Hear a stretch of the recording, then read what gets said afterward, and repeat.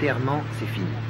À 11h30, le mercredi 30, les soldats communistes entrent dans le palais d'Oklap où les attend le général Mine. Une autre histoire commence. L'ancien monde se liquide sans brutalité, comme si c'était écrit depuis toujours.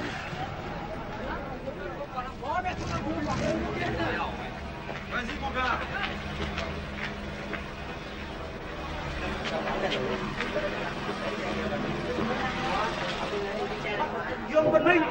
Nous avons capturé Gérald Ming, président depuis 2 jours seulement. Restons calmes et disciplinés.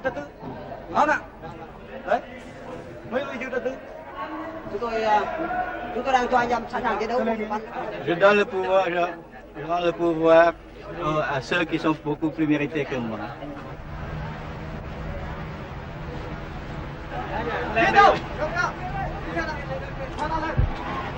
Này, quay cầu AK nhảy lên. Cầm cái khẩu súng này. Cầm mình cứ sử dụng mình đâu. Ôi sao cầm? Ôi. Cầm đấy.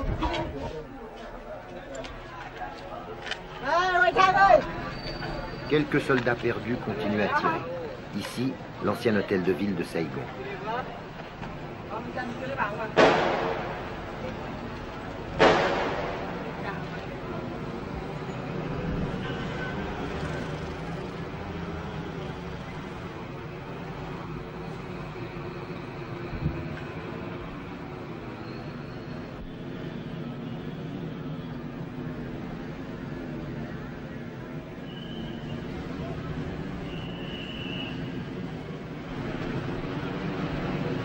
Pour lui aussi, c'est fini.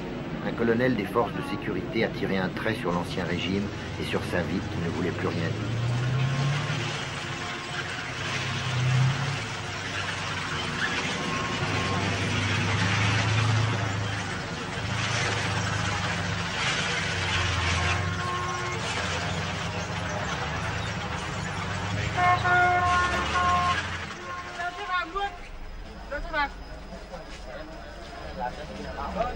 Les prisonniers au palais d'Oklap. Baissez les bras, dira un soldat vainqueur. Jamais dans l'histoire on n'aura vu une ville changer de main, changer de régime, avec aussi peu de brutalité et de représailles individuelles. Un signe pour la vie, que chacun interprète selon ses convictions et ses hantises, prématurément. Không, bây giờ nha, nó đang thuộc ở trên tầng rồi. Còn nó nằm đâu?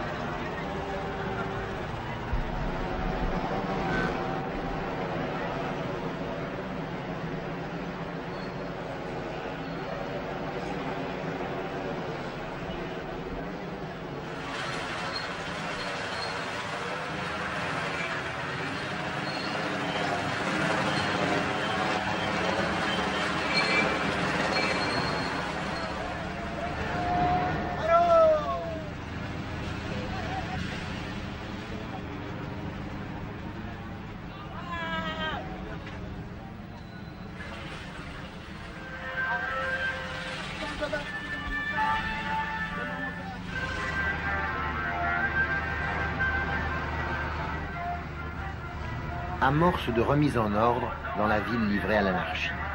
Des enfants de 12 ou 13 ans à la gâchette trop facile patrouillent dans les rues avec leurs M16 américains. On les appelait les cow-boys, le plus sérieux danger de cette période intermédiaire incertaine.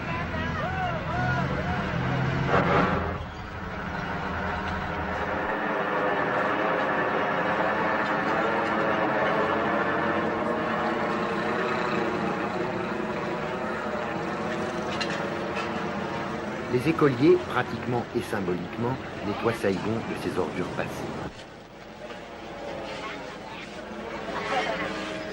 Nous faisons l'hygiène publique pour nettoyer la ville. Oui. Qu'est-ce qui vous a donné l'ordre de nettoyer la ville? Mais personne ne nous a donné l'ordre.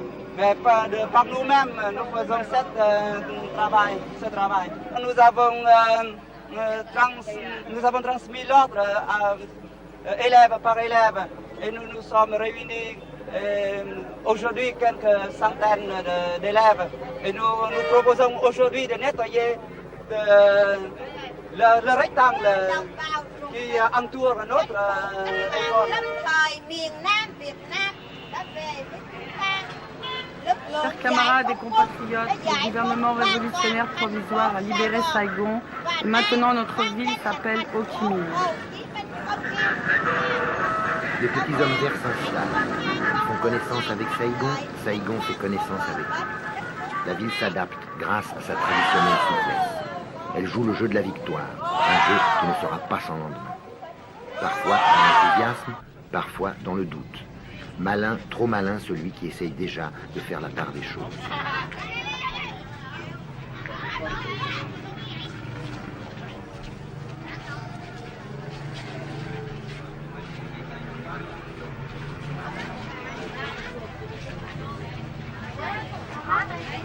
Les petits métiers continuent, les 100 métiers comme on dit. Au marché aux voleurs, les trafiquants vite rassurés vendent aux bodoïs naïfs les dernières lunettes de soleil et les derniers transistors sournoisement rafistolés. Les jolies Saigonaises, qui avaient rangé un instant leurs décadents vêtements de couleur, ressortent tout leur charme.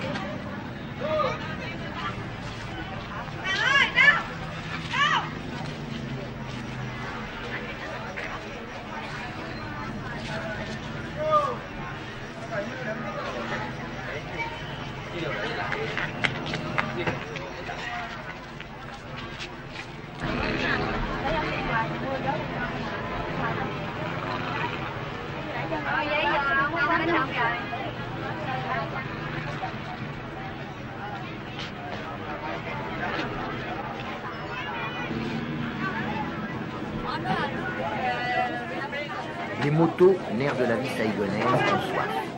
Des malins vendent de l'essence trafiquée au coin des rues, 2000 piastres le litre.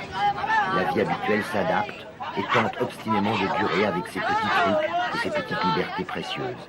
Mais on sait qu'elle n'a qu'un temps, qu'un autre ordre, plus honnête et plus sévère, va s'installer.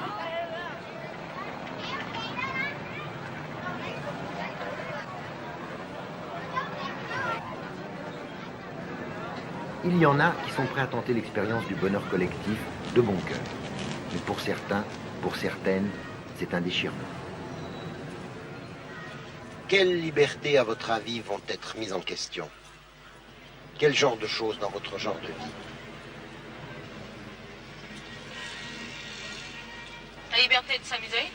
De s'amuser comment? S'amuser autant qu'on voulait, autant qu'on veut, comme du temps d'avant. De sortir? Sortir, danser, cinéma. Est-ce que vous pensez que vous pourrez lire les livres que vous voulez, lire les journaux Je que vous crois pas. voulez? Et sincèrement, je trouve que même dans les journaux, il y aura encore beaucoup plus de censure qu'avant encore. Mais pourquoi ils vont faire ça? Pourquoi ils ne laisseraient pas les gens libres?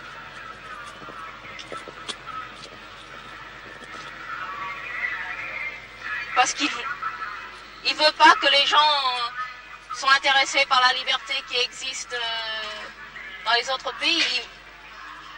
Il ne veut pas que les gens puissent connaître toutes les libertés qui puissent exister dans les autres pays. Et puis tout le monde va demander à quitter le pays et ne jamais plus revenir. Mais ça, ce manque de liberté-là, il va être ressenti par des jeunes comme vous. Mais est-ce que pour les paysans ou les ouvriers, est-ce que ça va être pareil? Non, je crois pas, parce que ils sont toujours comme ça. Les paysans, les ouvriers, toujours, ils ont leur champ et puis leur usine, ça va être la même chose. Au contraire, ils seront beaucoup plus heureux. Ils seront beaucoup plus heureux. Je crois, oui. Parce que tout le monde sera comme tout le monde et il n'y aura pas de riches, il n'y aura pas de pauvres. Et puis, je crois que Hanoï, c'est le peuple des ouvriers, toujours. Il n'y aura que les ouvriers et les paysans, c'est tout. Il n'y aura pas de bourgeois, il n'y aura personne. Saigon va devenir comme Hanoï. S'il sera là, oui. Ça dépend. Ça dépend de quoi? Ça dépend si Hanoï sera là ou si on a toujours le GRP. Avec le GRP, ça risque d'être plus humain, plus doux. Je crois. Mais pas tout à fait comme avant. Mais est-ce qu'il faut que ça soit tout à fait comme avant? Est-ce que c'était si bien que ça avant? À part la corruption Et si le gouvernement est dur, qu'est-ce que vous allez faire? Alors on va essayer d'accepter au début. Si vraiment on ne peut pas accepter, soit peut-être qu'il y aura une révolte ou si tout le monde est courageux. Ou alors si tout le monde accepte d'accepter, de supporter la vie dure là, il y aura une petite somme qui va essayer de se suicider pour essayer de raccourcir la vie et puis c'est tout. Et puis les autres ils restent, ils mènent leur vie dure comme ils veulent.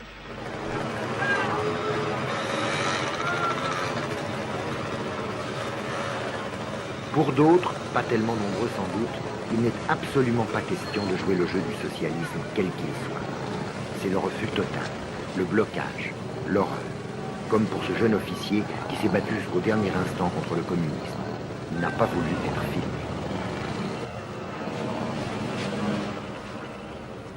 Tant que la liberté existe encore au Vietnam, je désirais vivre au Sud-Vietnam, c'est mon pays. Je prenais la défense de mon pays en tant que soldat.